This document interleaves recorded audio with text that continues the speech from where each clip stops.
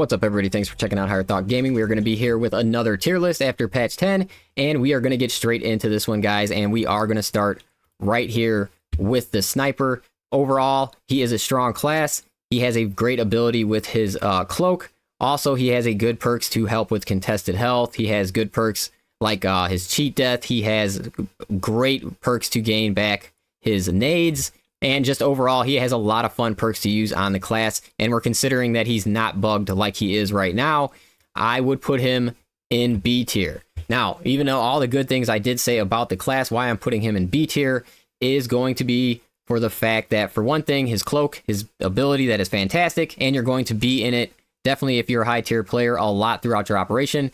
It throws so much aggro on the other two Marines that it is it's not really in their favor a lot of the times, and they doing good damage, but he's not outpacing any of the other classes in range damage like the heavy is or something like that. So I find his cloak is going to throw aggro on a bunch of the other classes. On top of that, his best team perk, which is a headshot kill, will restore 10% ability charge. Why I find it fantastic for the sniper himself.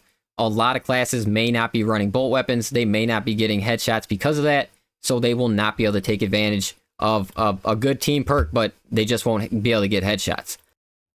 And basically for those reasons is why I have him landing down there. I really just don't think he helps the team out as much as some of the other classes, like definitely who's good, the A and the S tiers and things like that.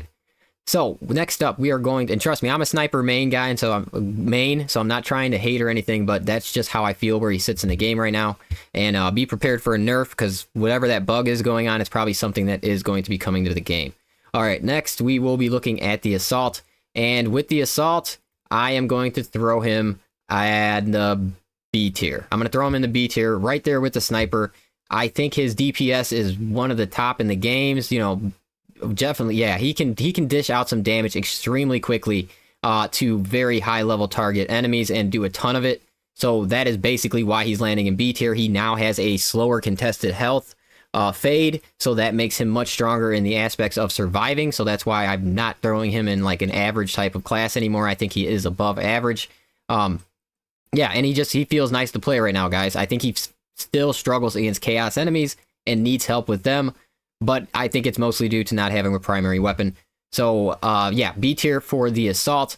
Next up, now we'll go with the Vanguard. So the Vanguard is going to land in my A tier. Yeah, he's going to land in A tier, and basically because he has two of the best team perks in the entire game, which is going to be either 30% heals on extremist kills, or you can go with 15% ability charge on major or higher level enemy finishers. So both of these are extremely overpowered, and I do believe if any class had either one of those perks in their trees, they would be taking them.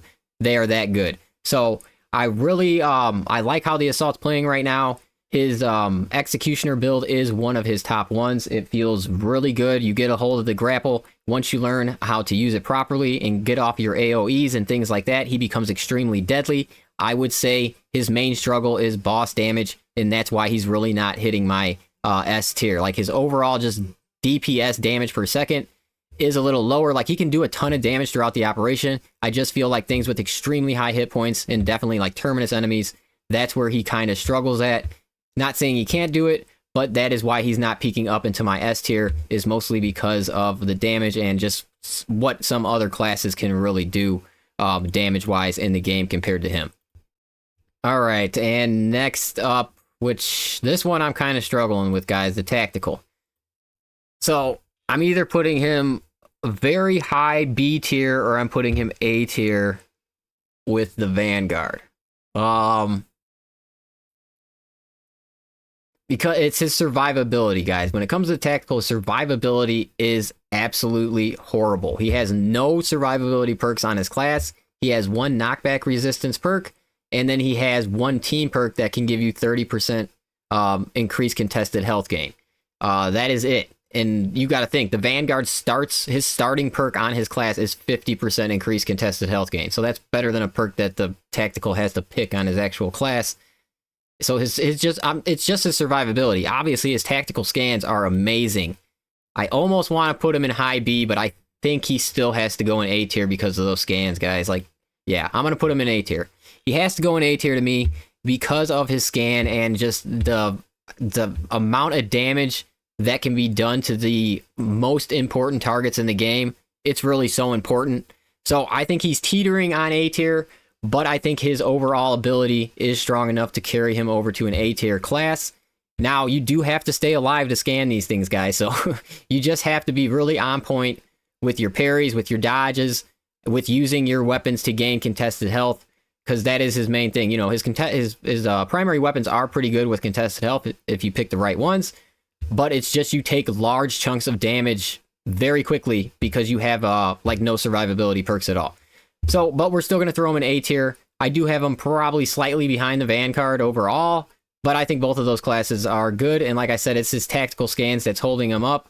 Definitely a glass cannon when it comes to the tactical in my eyes. Next up, we will do the heavy. Yeah, we'll do the heavy.